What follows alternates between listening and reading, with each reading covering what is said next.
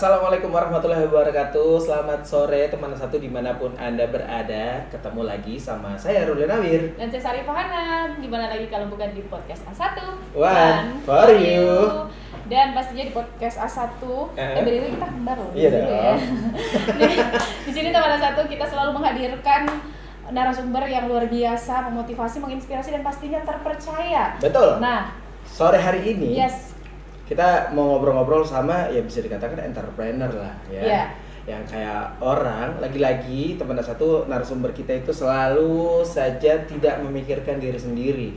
Lagi-lagi ada apa ya, selalu kayak kalau sekarang kayaknya narasumbernya selalu orang yang jiwa sosialnya tuh tinggi. Jiwa sosialnya tinggi sama jiwa untuk memberdayakan apapun itu tinggi. Langsung saja kita sapa Kakak Ihwan. Siap. Selamat sore Kak Iwan. Ya, sore. Nah, ini kalau saya tahunya Kak Iwan itu dosen, ya kan? Siap. Di UIM.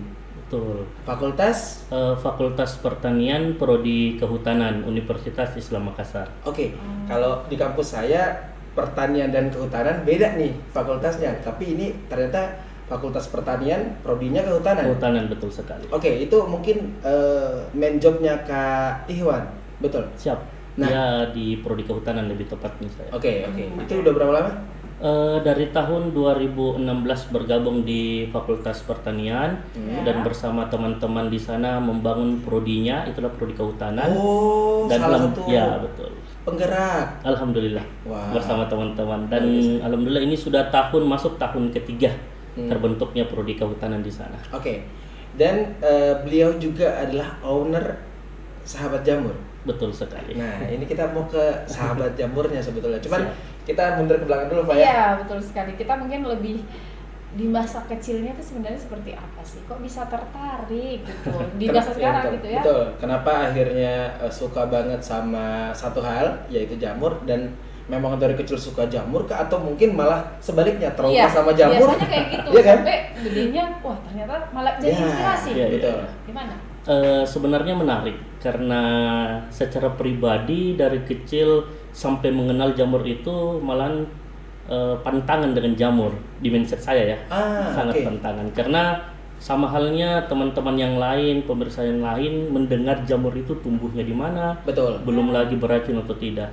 Namun ada momen pas pada saat menjadi salah satu dosen ya di Universitas Islam Makassar itu diberikan kepercayaan membimbing salah satu mahasiswa yang dimana meneliti tentang jamur. Oke. Sebenarnya jamur ini masuk kategori kalau saya di kehutanan itu HBK, hasil hutan bukan kayu.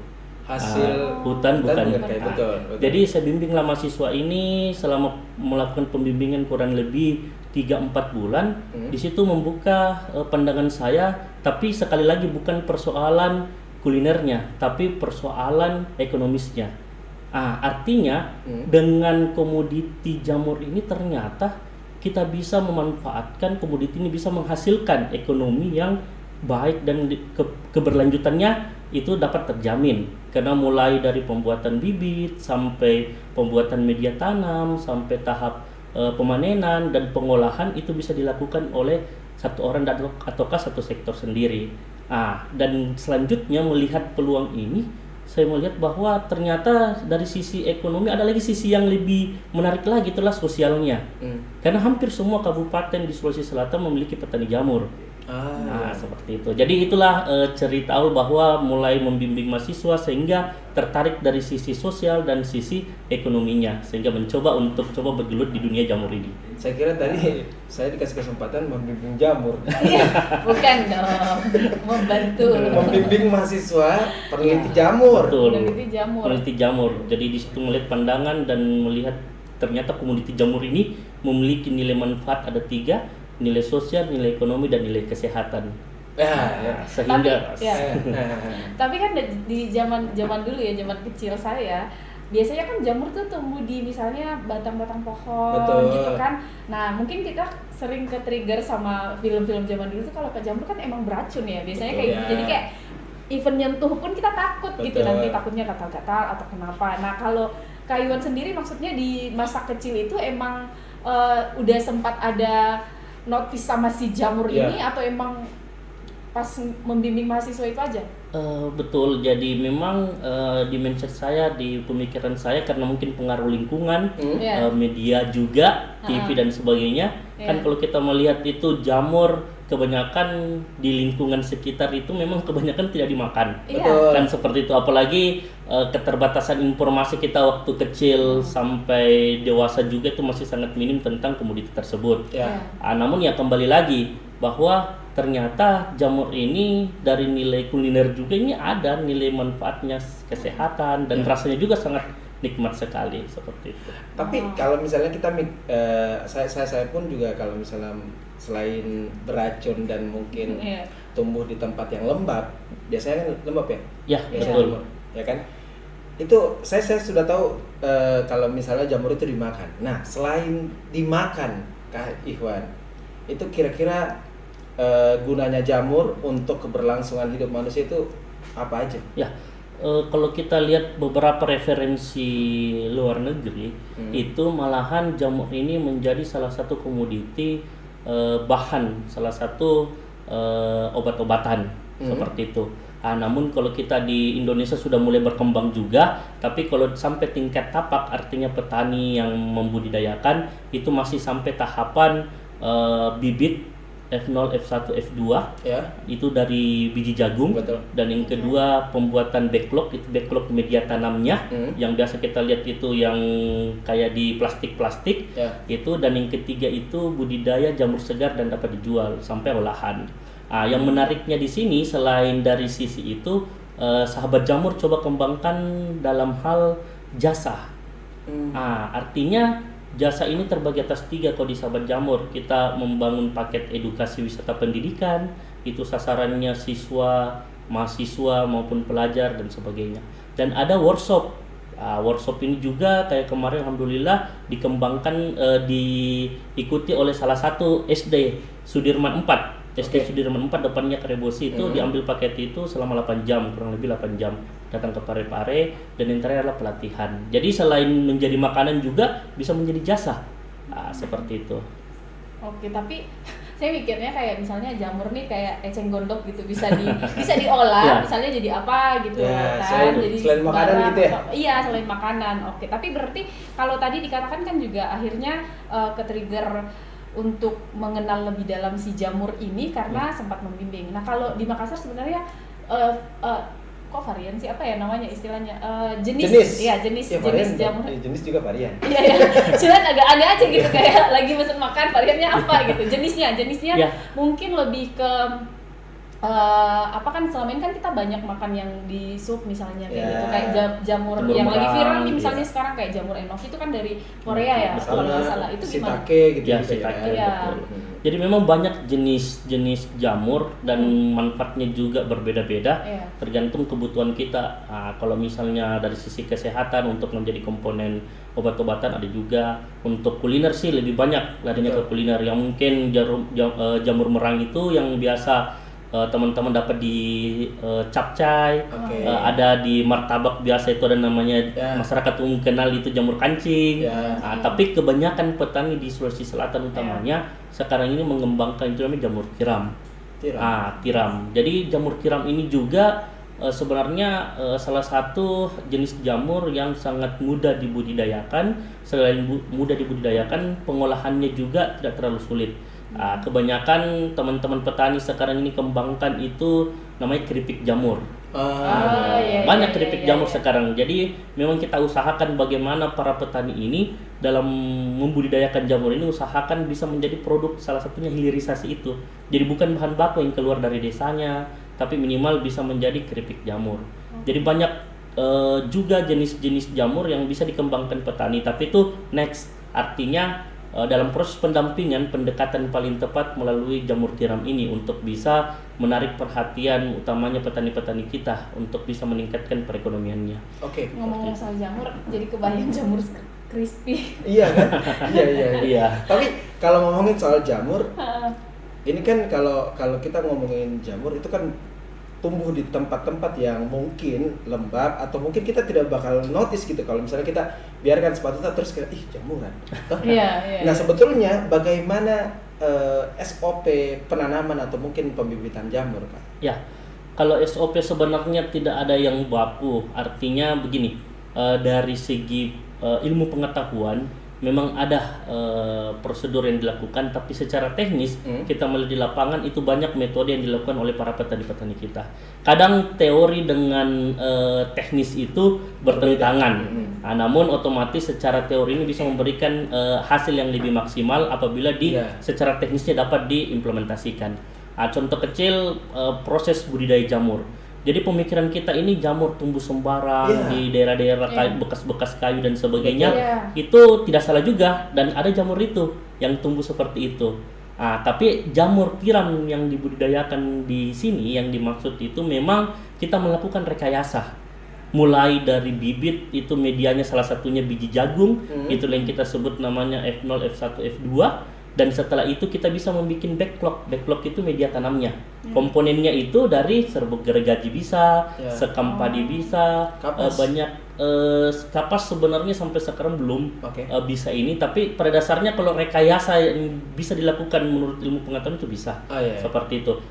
Contoh yang teman-teman sahabat jamur itu dari serbuk gergaji dimix dengan dedak dan dimix dengan kapur pertanian. Di mix inilah menjadi media tanamnya jamur. Setelah itu disterilkan. Ini menarik. Kenapa kita harus sterilkan? Ini steril untuk bisa menghilangkan bakteri dan sebagainya pada media itu. Betul. Jadi kalau pemikiran kita dia beracun dan sebagainya itu sudah bisa dibantahkan. Karena itu dia harus 100 derajat. Minimal itu 1 jam pertama itu bisa bertahan dan seterusnya. Sehingga media ini bisa tumbuh jamur dengan maksimal. Setelah itu inokulasi sampai budidaya. Nah, ternyata bukan cuman karena lembab aja ada jamur, ternyata seribet itu ya. Sebenarnya tidak ribet, Kakak, karena proses ini bisa dilakukan petani kita, malahan sampai tingkat desa petani-petani awam juga bisa melakukan seperti itu. Ya kan kalau misalnya udah tahu kan, kalau misalnya belum ribet-ribet aja karena harus dipastikan suhunya, ya kan? Dipastikan suhu bukan berarti itu kita harus cari lokasi yang lembab ataukah suhu yang maksimal untuk jamur ini. Contohnya di Kota Parepare. Parepare itu kan masuk sahabat jamur kan di Kota Parepare. Parepare itu kan masuk wilayah pesisir pantai, bukan main panasnya. Betul. Tapi alhamdulillah dengan rekayasa yang dibuat oleh teman-teman sahabat jamur, mulai dari kumbung, itu kumbung rumah jamurnya, dan mulai dari model raknya, mulai dari model tapaknya dan sebagainya, itu kita buat sedemikian rupa supaya kelembapan dan suhu itu bisa dapat maksimal. Dengan metode penyiraman atas, penyiraman tengah, sama penyiraman bawah yang dilakukan, sehingga alhamdulillah jamur itu bisa bertahan dan tumbuh dengan baik. Agak sensitif ya. Betul. Kayak cewek. Kayak touchscreen ya. Tapi kalau ngomongin soal kita mundur lagi, kan Kak Iwan ini adalah penggagas prodi kehutanannya, ya kan? Dan di situ akhirnya ketemu sama mahasiswa untuk bantu penelitian jamur, Kak. Nah itu kan sebetulnya just sosok aja kan, maksudnya kayak ya udah saya temani. Gitu. Nah kenapa akhirnya lebih tercelup Kak Iwan daripada mungkin mahasiswa itu biasa aja gitu. Sekarang udah selesai udah gitu. Ya jamur-jamur aja gitu. Nah, kenapa Kak Iwan akhirnya nyemplung banget nih ke persoalan jamur? Sebenarnya ketertarikan sekali itu di nilai sosial.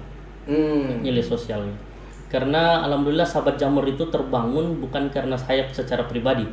Ada kontribusi beberapa baik instansi maupun teman-teman personal di situ. Salah satunya itu sahabat jamur terbangun karena adanya pendampingan dari universitas, itulah Universitas Islam Makassar, adanya juga bantuan dari PLN Peduli, dan adanya juga support dari beberapa teman-teman media dan komunitas, dalam artian ini para petani-petani jamur dan pemerintah. 3 komponen yang kami katakan pentahelix, model pentahelix yang dimana membangun sahabat jamur. Kalau dikatakan saya sendiri salah sekali. Artinya dengan nilai sosial ini, keterlibatan teman-teman beberapa stakeholder ini sangat membantu terbangunnya sahabat jamur. Jadi nilai sosial yang menarik nilai ekonomi. Prinsipnya teman-teman di sahabat jamur itulah social entrepreneur.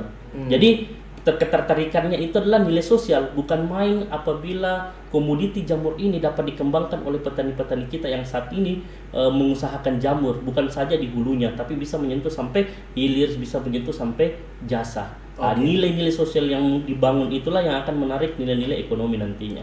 Begitu. Tapi berarti kalau sahabat jamur dari tahun berapa? Pas COVID, akhir 2019, awal 2020. Pas masa-masa COVID-nya. Awal-awal COVID tuh. Maret betul 2020 ya.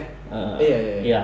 Jadi saat itu memang yang bikin tertarik teman-teman karena banyaknya pegawai yang di PHK, banyaknya usaha yang tutup, malah kami berani buka dengan memang motivasi itu bahwa dengan lahirnya sahabat jamur ini di tengah-tengah masa COVID dengan nilai kesehatannya, nilai sosialnya dan nilai ekonominya bisa membantu para masyarakat, utamanya petani jamur yang ada di Sulawesi Selatan.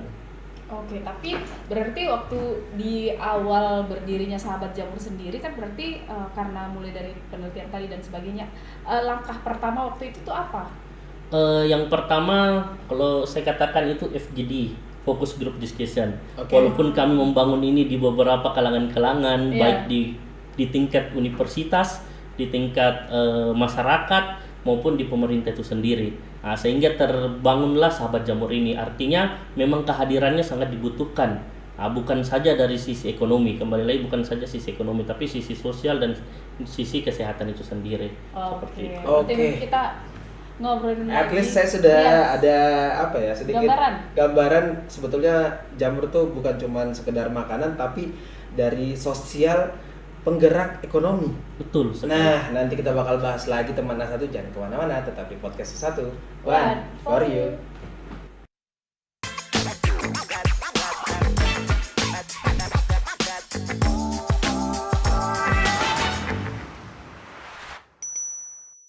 Oke, kalau begitu ayo kita ke sana. Ke sana dong. Iya, yuk.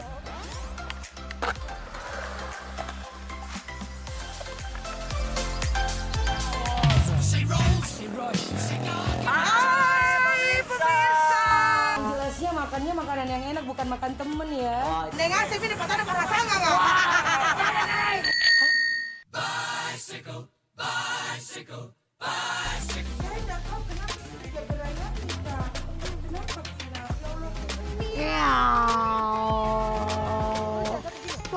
Go. Beda dong. Yes, pokoknya tetap saksikan di Ragam Makassar. Hutan rimba menghijau tempat bersemayam burung marga satwa. Kalau kita saksikan terus Ragam Makassar tiap hari Selasa jam 15.30. Ya, Lembah Marawi dan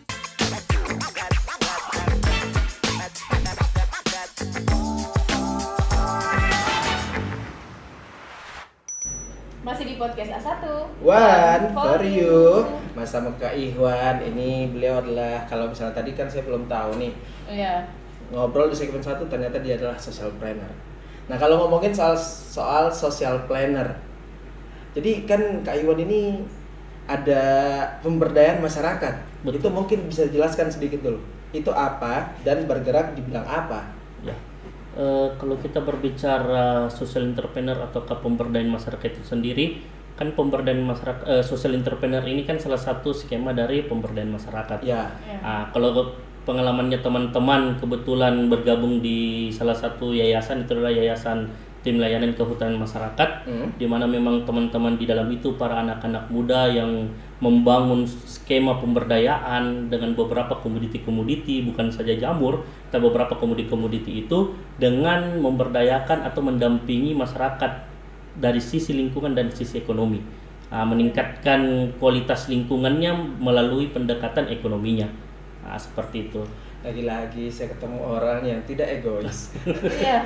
Tidak mementingkan diri sendiri. Kenapa, Kak? Maksudnya kan ya at least kalau misalnya kita ngomongin Kak Ihwan sudah jadi dosen, itu at least kan udah jalan ya, udah settle gitu hidupnya. Kenapa akhirnya bergerak lagi untuk memberdayakan masyarakat, bikin susah lagi hidupnya untuk ngurusin jamur apa dan segala macam? Kenapa? Ya, mungkin terbangun dari keluarga ya. Cikal bakalnya karena keluarga, karena memang keluarga ini jiwa sosial yang sangat tinggi sesama keluarga, dari didikan orang tua sampai lingkungan keluarga. Jadi pas mendapatkan pekerjaan yang betul-betul serk dengan diri sendiri, artinya bukan saja ekonomi tapi sosial itu menjadi salah satu investasi masa depan. Wow. Artinya kalau kita berbicara sosial itu bukan di dunia saja tapi di akhirat juga. Betul. Itulah dikatakan investasi yang sangat sulit untuk didapatkan. Belum lagi kita bagaimana memikirkan masyarakat yang memiliki permasalahan. Jadi bukan saja permasalahan ekonomi juga. Jadi banyak permasalahan-permasalahan yang lain yang bisa kita lihat apabila kita sudah terjun di masyarakat itu sendiri. Oke. Tapi kalau misalnya oke lah kalau Kak Iwan memang niatnya kan alhamdulillah baik gitu. Iya. Tapi kan tidak semua mungkin masyarakat bisa langsung menerima hal itu. Nah, untuk membangun trust ke masyarakat itu seperti apa tuh? Kita harus menjadi bagian dari mereka. Kalau analoginya saya katakan telur itu kan yang pecahkan itu dari dalam. Bisa. Telur. Tapi harus ada respon dari luar. Itulah induknya yang akan mematok telur itu. Di saat induk itu mematok telur itu, di saat di dalam sudah siap untuk keluar, makanya dia akan keluar. Artinya apa? Induk ini bagaikan kita, orang dari luar mau masuk ke dalam. Jadi kita harus bagian dari mereka dulu. Dia menganggap kita, dia melihat kita sebagai keluarga, melihat kita sebagai anak, teman dan sebagainya. Di saat itulah kita bisa membantu mereka. Tapi kalau kita instan ingin membantu mereka meningkatkan perekonomiannya mereka dengan secara instan memberikan bantuan, apakah itu modal ataukah itu alat dan sebagainya, saya rasa itu agak kurang efektif. Bukannya tidak efektif, hanya kurang efektif. Makanya pendampingan ini sangat perlu. Contoh di Sahabat Jamur. Sahabat Jamur itu punya bisnis plan itu 4 tahun baru memikirkan ekonomi. Tahun pertama, kedua, ketiga sampai tahun keempat baru kita memikirkan ekonomi. Karena kenapa? Kita akan membangun dulu nilai sosialnya. Karena kami mempercayai di Sahabat Jamur bahwa nilai sosial ini yang akan menarik nilai ekonomi. Oleh sebab itu model bisnisnya itu adalah social entrepreneur dengan skema pentahelix. Kalau saya bergerak sendiri itu sulit sekali. Makanya yang dikatakan tadi kita memikirkan orang, ya kalau kita pikirkan sendiri sulit. Makanya kita backup dari beberapa, kita bangun komunikasi beberapa stakeholder, itu saya katakan perguruan tinggi, sampai-sampai kan TVRI ini bagian dari Sahabat Jamur. Karena media itu bagian dari Sahabat Jamur. Media inilah yang membantu kegiatan-kegiatan teman-teman menyalurkan informasi-informasi ke para petani-petani, ke masyarakat, utama di Sulawesi Selatan, bahwa sosial dengan bisnis itu merupakan keberlanjutan. Kalau kita hanya memikirkan ekonomi, ya sampai kapan?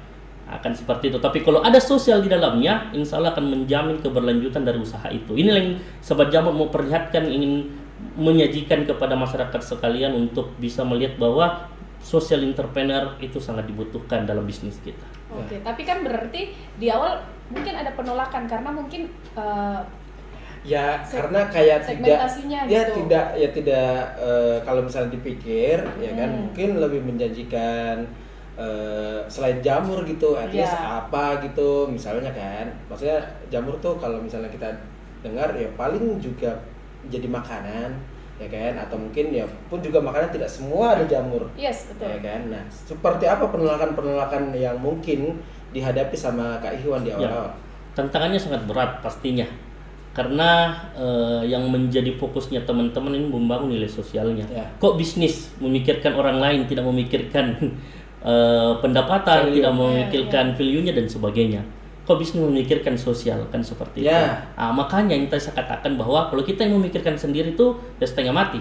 Tantangan yang paling berat di kawan-kawan pada saat membangun bisnis ini adalah mindset, bagaimana mengubah mindset masyarakat menyangkut tentang komoditi jamur itu sendiri. Kalau saya adakan riset kecil sebelum membangun Sahabat Jamur ini, ayo makan bakso jamur. Semua berpikir, waduh, makanan apa itu? Tumbuh di mana? Kan begitu. Jadi itu tantangan paling berat kita mengubah mindset, sehingga edukasi wisata pendidikan ini menjadi salah satu solusi. Dikatakan teman-teman, kenapa sih edukasi? Ini edukasi kebanyakan alhamdulillah 2 minggu yang lalu didatangi, dikunjungi oleh teman-teman siswa kita, adik-adik kita dari SMA Negeri 4 Parepare. Dia datang berkunjung, ternyata mereka juga baru mengetahui bahwa ternyata jamur itu bisa dimakan, jamur itu bisa dibudidayakan. Kita perkenalkan jamur kurang lebih 2 sampai 3 jam itu hari. Nah, perkenalkan baru kita sajikanlah makanan yang namanya jamur crispy. Malahan salah satu siswa dengan inisiatifnya pergi di warung Padang beli nasi putih dan makan dengan jamurnya. Jadi edukasi wisata pendidikan ini menjadi investasi masa depan, artinya konsumen masa depan kita. Siswa sekarang belum punya pendapatan sendiri, 3-4 tahun ke depan sudah punya pendapatan dan disajikan jamur bukan menjadi hal yang baru. Betul. Tapi dia sudah mengenalnya. Jadi tantangan paling berat itu awareness mindset. dulu ya. Jadi Awareness, yang kayak betul. kasih tahu sebetulnya jamur itu bukan yang seperti di mindsetnya orang berbahaya, beracun, kotor, apa dan segala macam. Ternyata Betul. ya bisa ada value, bisa ada manfaat dari jamurnya itu sendiri, ya kan? Dan akhirnya pastinya juga ada ladang bisnis dalamnya ya. Wah, pastinya. Nah, Oke, berarti setelah memasuki masyarakat misalnya yang memberikan edukasi dan lain sebagainya, langkah selanjutnya waktu itu apa? Langkah selanjutnya ya otomatis teman-teman ini punya 3 trik ya. Oke. Yang pertama itu layakkan perencanaan, Oke. layakkan SDM, dan layakkan produk. Inilah 3 skema sahabat jamur untuk membangun bisnis. Jadi perencanaan itu memang sudah matang. Perencanaan jangka pendek, menengah, dan jangka panjang yang kami bangun. Makanya jangka panjangnya itu adalah ekonomi. Jangka pendeknya dan jangka menengah itu yang kami targetkan itu adalah sosial. Seperti itu. Jadi step by step yang dilakukan sahabat jamur, alhamdulillah sampai sekarang itu sudah sesuai dengan indikator keberhasilan kita. Walaupun teman-teman sekitar melihat bahwa kok ini bisnis tidak terlalu memikirkan ekonominya, dan ekonomi itu ya harus ada untuk menghidupkan bisnis itu.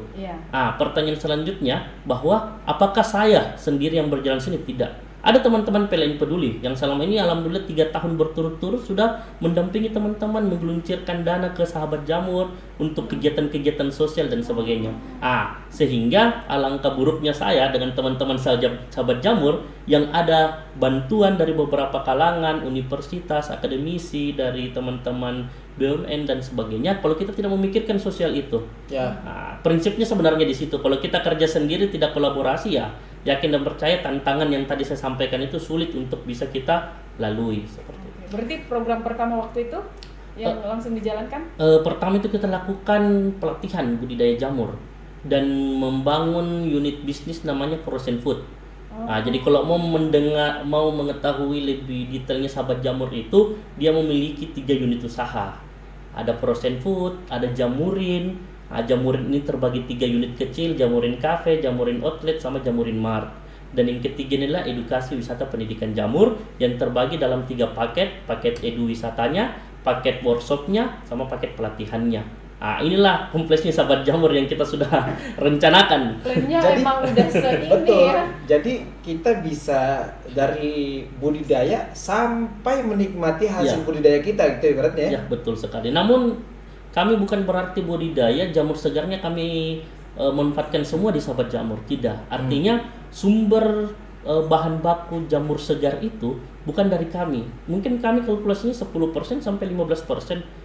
Paling tinggi ya 20% paling tinggi. Itu dari mana sumbernya? Itu dari petani-petani jamur kita yang ada di beberapa kabupaten. Contohnya Parepare dekat dengan Pindrang. Kita biasa minta orderan jamur segarnya, malah pernah dari Maros kami minta jamur segarnya. Oke, tapi kan itu sebetulnya kalau misalnya kita ngomongin budidaya ya toh juga ada petani jamur. Yang pasti udah itu main jobnya dia membudidayakan jamur gitu. Nah, bagaimana kolerasi antara teman-teman sahabat jamur dan juga ada tadi pelatihan budidaya jamur? Akhirnya kan otomatis kalau misalnya kita sudah ajarkan bagaimana budidaya jamur, ya makin banyak petani jamur. Ya kan, apakah itu memang tujuannya atau seperti apa, Kak? Ya, memang tujuannya karena kita ingin membangun ekosistem. Kita bukan mau membangun sesuatu yang simple, tapi kita membangun ekosistem jamur ini.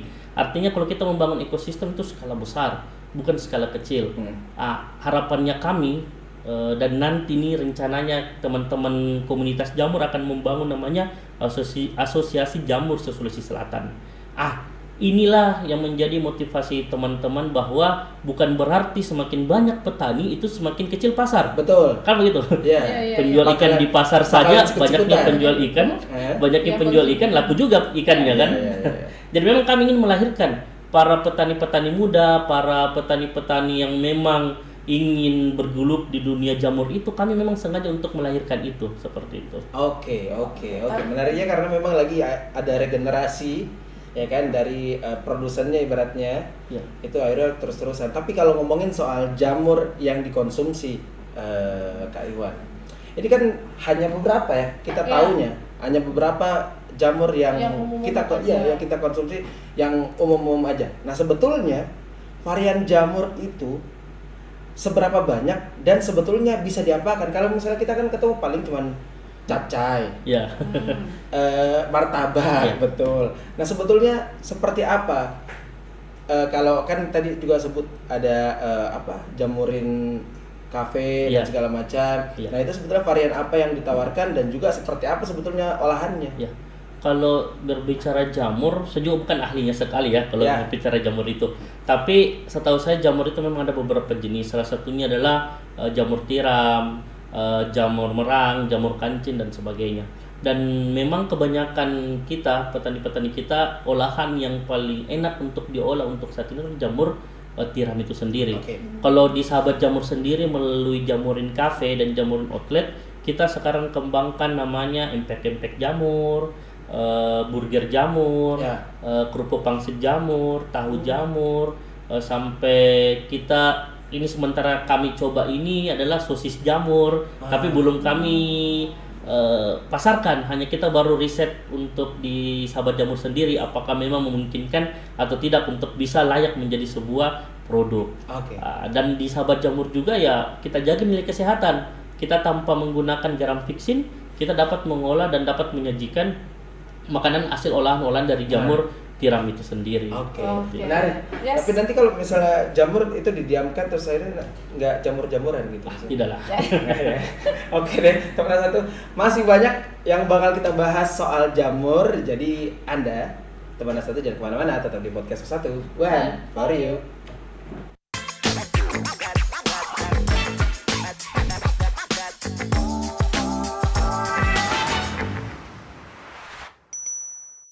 Episode kali ini dia jadi Belanda Sanggata Balat. Ngapa ngasih nendang mindirang sejarahnya ngomong. Sekarang era digital kali. Coba disebut bacanya. Ini kaganga. Cerita campur makanan. Bahasa daerah perlu dipelajari. Kupak nganroy mi anjo. Tarang ku allo tanri erok ku anggap pakai salam. Oh. Kita nonton video. Bertepatan dengan Hari Aksara Nasional. Teori. Apa aja apa? Sebelum dijawab bisa dibiskesan ke kepala. Karena tadi ini sebenarnya cerita campur nekere karena Jelasnya jangan lupa saksikan terus CCM hanya di TVRI Sulawesi Selatan dan jangan lupa saksikan juga di TVRI Klik dan juga ada YouTube channel. Ada Instagramnya. CCM.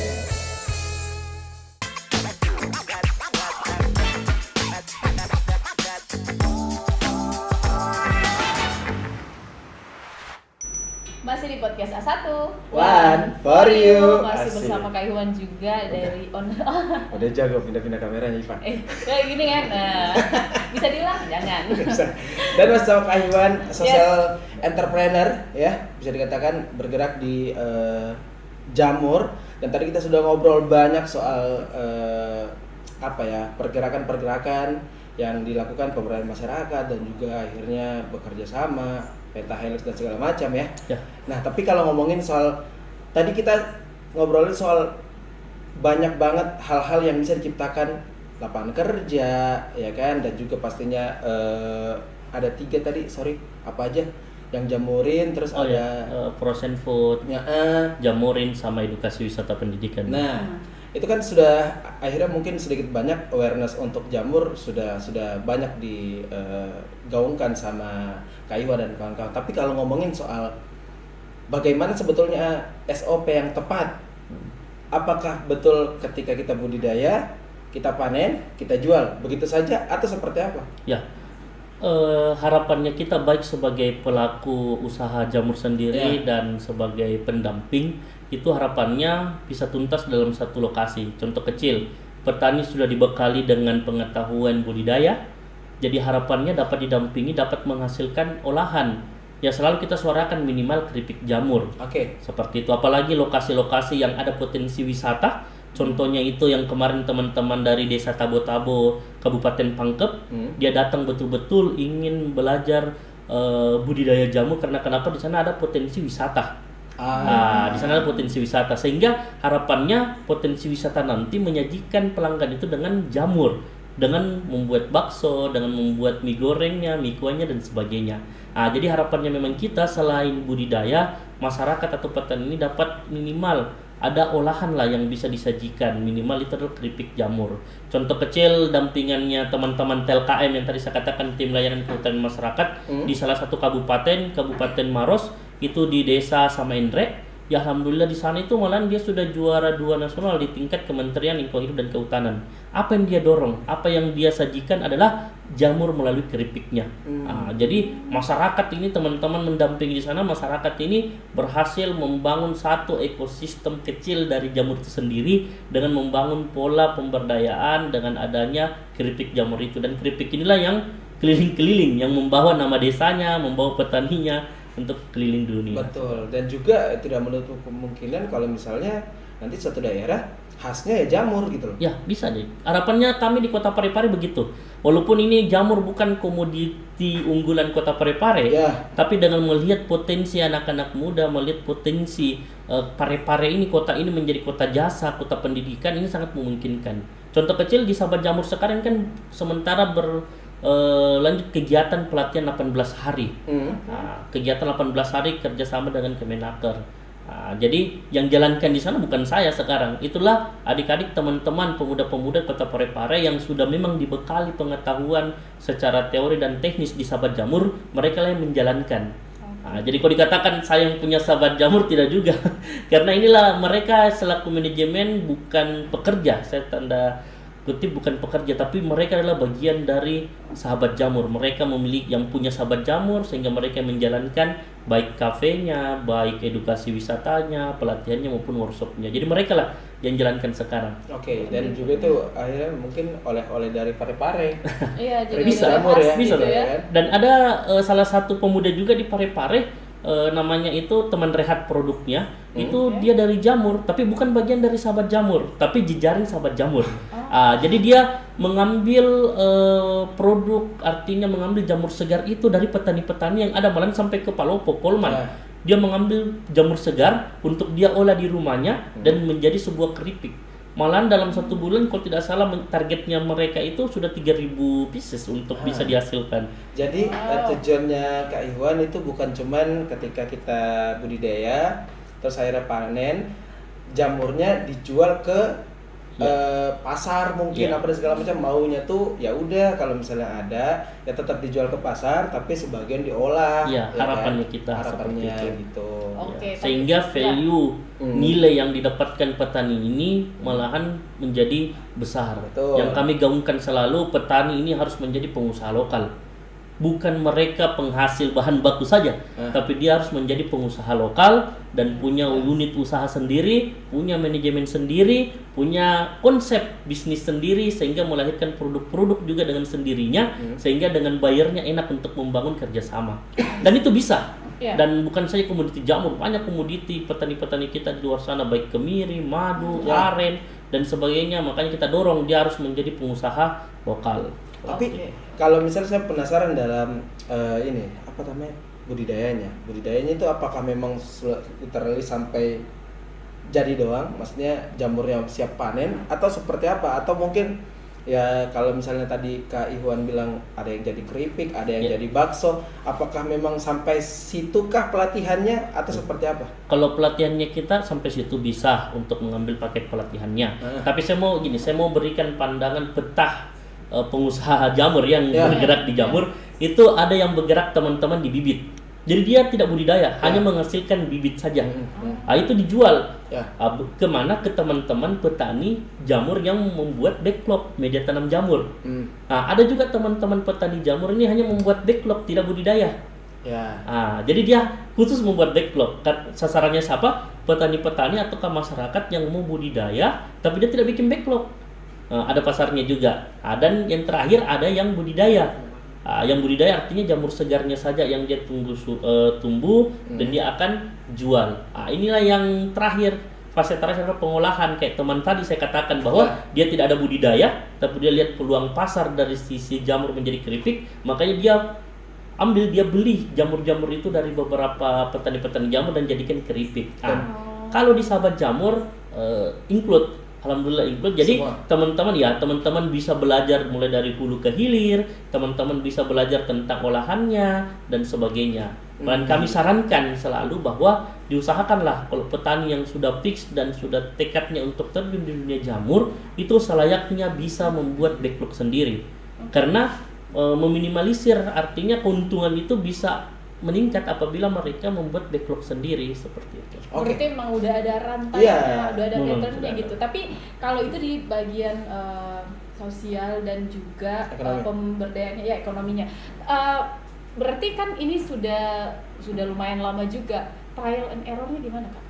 Sebenarnya trial and errornya itu kalau sampai sekarang sih kalau di sahabat jamur selalunya di ekonomi, tapi itu kami tidak lihat bahwa sebagai trial and error itu tersebut.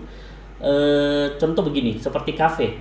Kafe pada umumnya kan masyarakat mengatakan kafe tempat nongkrong, kafe tempat ini, tapi jamurin kafe dibangun itu bukan sebagai tempat nongkrong, tapi dia tempat belajar. Makanya di kafe itu tersedia kertas plan, kertas plano, stand plano dan spidol dan sebagainya, sudah difasilitasi LCD dan sebagainya, karena tempatnya memang untuk belajar. Jadi jamurin kafe itu tempat untuk sharing pengetahuan. Ada kadang teman-teman HIPMI, Himpunan Pengusaha Muda Kota Parepare, itu mengisi kelas-kelas di sana. Kayak kemarin kelas inkubator bisnis diisi, jadi anak-anak muda datang belajar, tapi dijamurin kafe. Kafenya ini aktif pada saat memang mengorder minuman makanan, tapi itu bukan menjadi sesuatu yang harus bahwa kafe itu tempat perputarannya ekonomi yang ada di situ. Tujuan itu melahirkan itu. Seperti itu. Jadi trend errornya kalau saya simpulkan sebenarnya untuk sahabat jamur belum ada. Kalau secara pribadi karena mungkin tujuannya masih ke sosial untuk saat ini, belum target ekonomi, sehingga itu bukan menjadi sebuah masalah. Udah berapa lama lagi? Ini sudah masuk tahun ketiga. Oke, tahun ketiga. Struggle-nya mungkin membangun atau mungkin terintegrasi sama beberapa tadi stakeholder ya kan, ada yang putus-putus juga ya kan, ada juga yang mungkin secara keseluruhan si budidaya. Nah itu bagaimana struggle? Itu sebenarnya ini yang saya mau bilang, sebenarnya di stakeholder, salah satu stakeholder yang masih agak susah untuk kami hire itu adalah pemerintah, sebagai pemerintah daerah. Ini juga bisa jadi momen sebenarnya.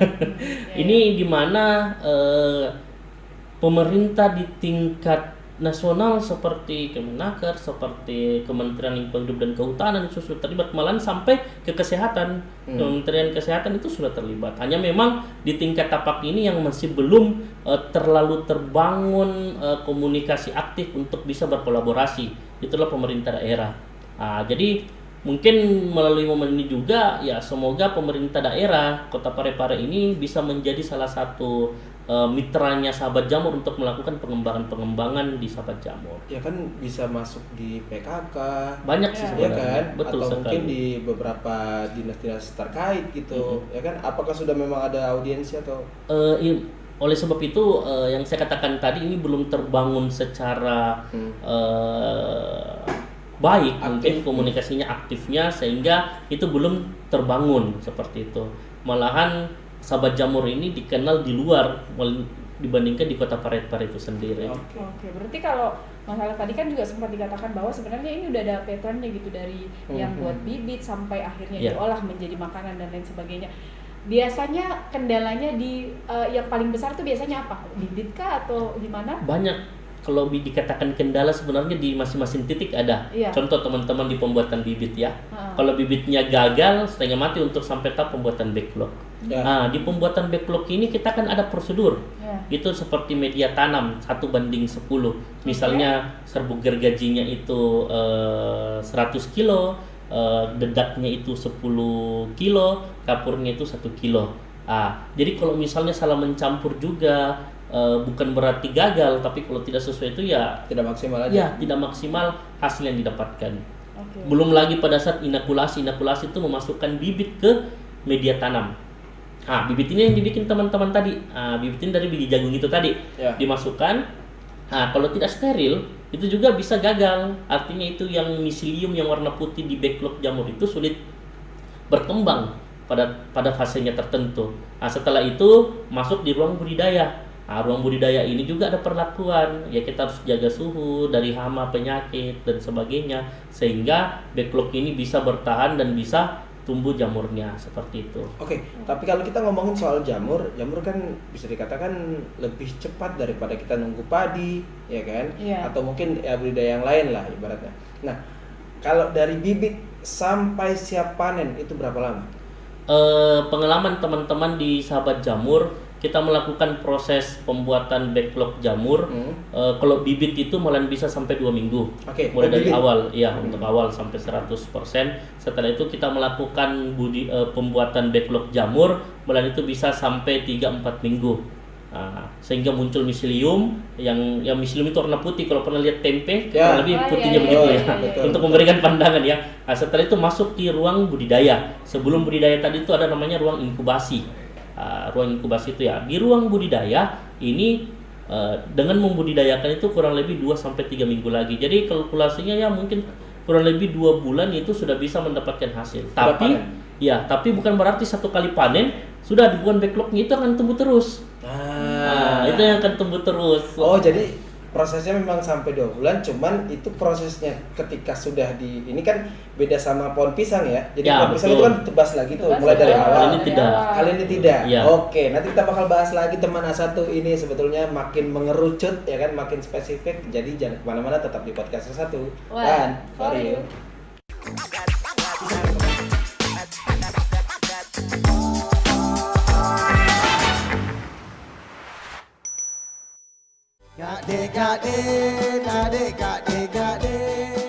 Hanya di episode ini pertama kalinya saya akan mengungkapkan perasaanku ke Kak Ilham. Dari sini gade-gade, pas pulang dia digado-gado. Ada varian paduk Pak? Tidak ada Jin, tapi kalau request aku bikin mami. Markicop, mari kita coba. You know. Tak punya topeng monyet ini. Apa wewenanmu? Wewenan. Apa wewen? Itu kita bakar nasi tadi api ketinggian berapa? Si Nona manis, yang semanis saya. Jangan lupa saksikan terus Gade-Gade setiap hari Rabu jam 4 sore hanya di TVRI Sulawesi Selatan, media pemersatu bangsa.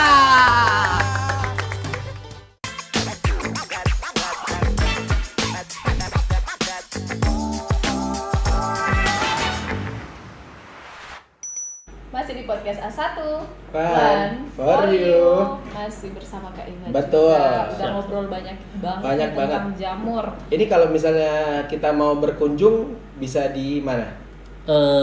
Untuk saat ini Sahabat Jamur dalam bentuk kafe itu masih ada di Kota Parepare. Tapi kalau mitranya kita itu alhamdulillah sudah ada di BTP, namanya Jamurin Outlet, BTP, dan ada juga di Bulukumba.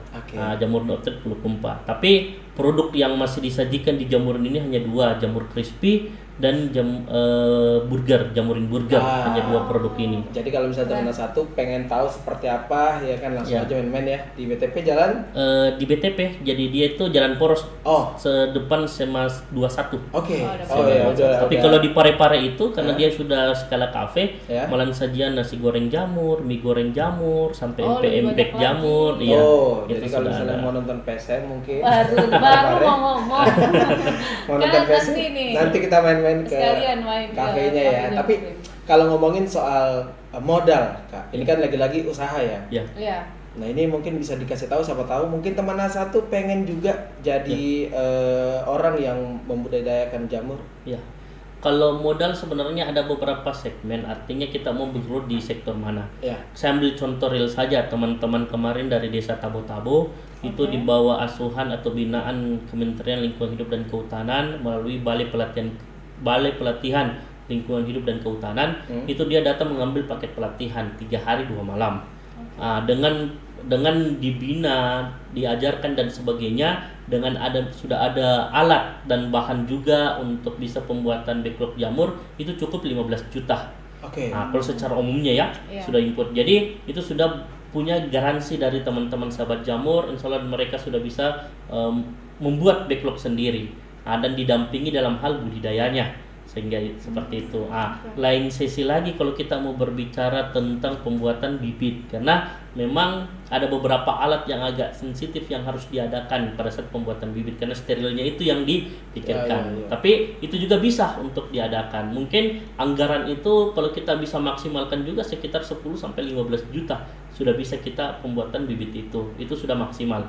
Dan belum lagi ke sektor hilirisasi. Pada saat kita mau membangun produk-produknya, artinya seperti keripik jamur. Kalau keripik jamur itu malahan lebih simpel lagi karena kita hanya membutuhkan spinner saja untuk itu. Jadi kalau modal kita mau hitung di situ ya sekitar 5-10 juta.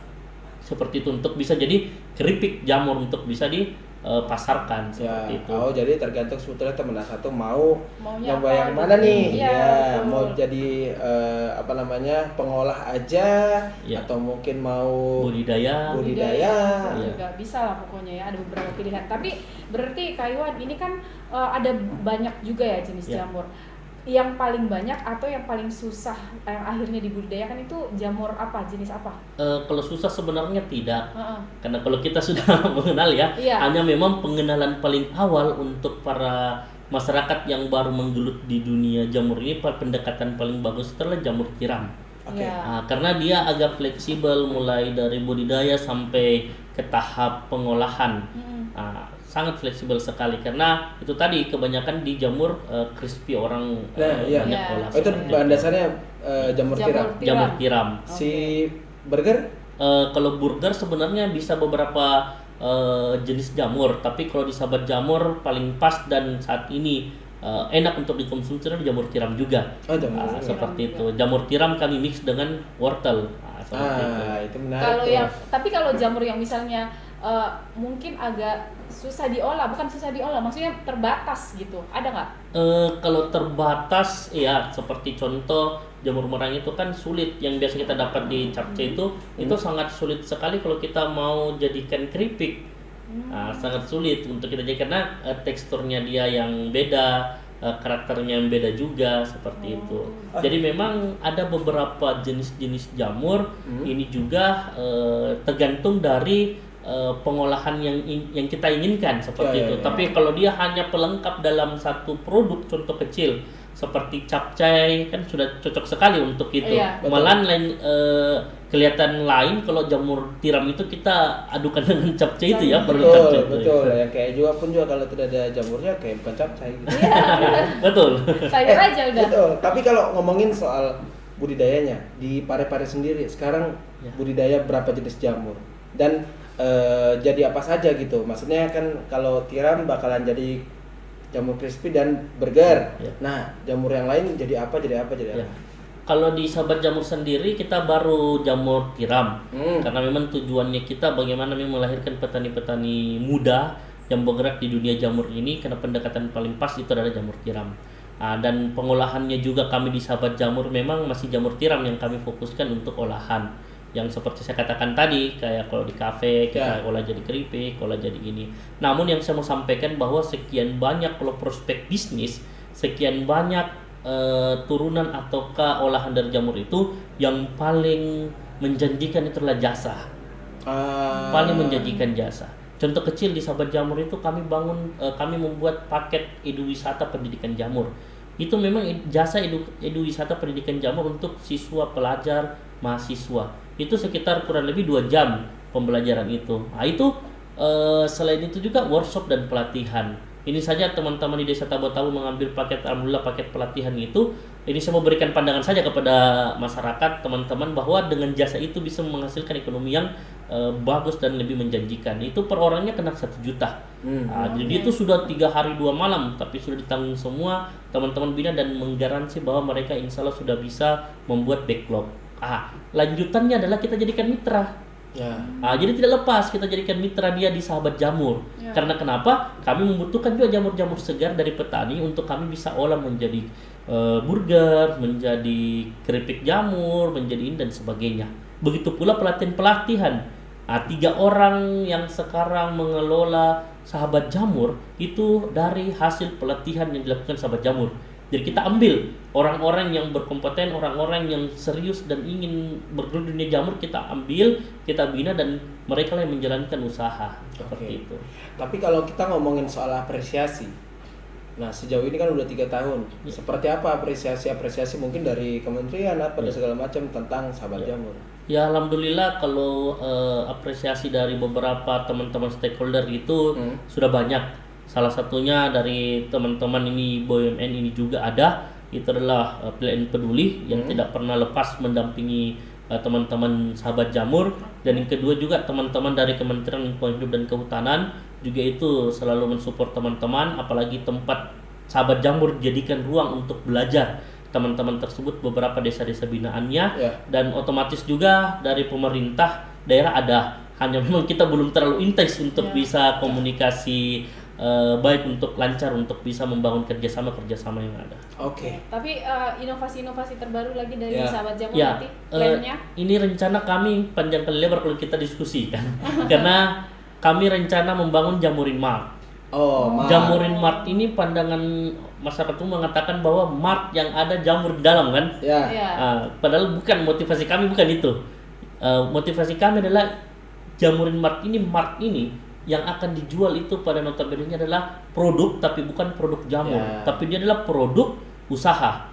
Contohnya seperti ini, banyak petani-petani kita, ini sudah bukan berbicara jamur lagi, banyak petani-petani kita yang mengusahakan aren, mengusahakan madu, mengusahakan kemiri dan produk-produk lainnya, rotan dan sebagainya, kerajinan-kerajinan lainnya. Inilah nanti Jamurin Mart manajemen yang mendampingi petani-petani tersebut untuk bisa membangun bisnisnya, bisnis plan-nya dalam bentuk proposal bisnis. Proposal bisnis inilah yang nantinya di Jamurin Mart. Yang pengunjung yang datang bukan pembeli tapi investor. Banyak orang di luar sana ingin berinvestasi dalam sebuah bisnis tapi terkendala apa? Terkendala waktu. Kan begitu? Dia mau menginvestasikan, apalagi orang-orang yang bisa dikategorikan berlebih ekonomi dan ingin memikirkan sosial, berinvestasi sosial dan ekonomi, bisa melalui Jamurin Mart nantinya. Jadi mungkin kayak semacam media untuk UMKM, ya kan? Nah, untuk menarik investor-investor bisa mendanai UMKM-nya, gitu ya? Ya betul, karena di Sahabat Jamur kami membangun model sekarang. Kami membangun model bagaimana sih model investasi di beberapa produk-produk UMKM itu. Terakhir Kak Iwan, pesan-pesan untuk teman A1 yang mungkin baru mau memulai usaha budidaya jamur atau mungkin bahkan mau mengolah jamur. Kalau saya sarankan secara pribadi ini bisa menganut 3 prinsip. Yang pertama, layakkan perencanaan kawan-kawan apapun usahanya, apalagi di jamur. Dan yang kedua, layakkan sumber daya manusianya, karena sumber daya inilah yang akan menjalankan bisnis tersebut, yang akan mengolah juga bisnis-bisnis tersebut. Dan yang ketiga adalah layakkan produk, karena produk inilah yang akan mencerminkan bisnis kita. Jadi 3 hal ini menjadi poin penting kalau di Sahabat Jamur: layakkan perencanaan, layakkan SDM, dan layakkan produk. Terima kasih banyak Kak Iwan. Sukses terus dan kita tunggu semacam gebrakan-gebrakan lagi dari Sahabat Jamur dan juga mungkin dari Kak Iwan pribadi, ya kan? Terima kasih banyak juga teman A1 dimanapun Anda berada. Nanti kita ketemu lagi seperti biasa setiap hari Selasa jam 4 sampai jam 5 sore hanya di TVRI Sulawesi Selatan. Saya Runever pamit. Saya Sarifana pamit. Sampai ketemu lagi di podcast A1. One for you.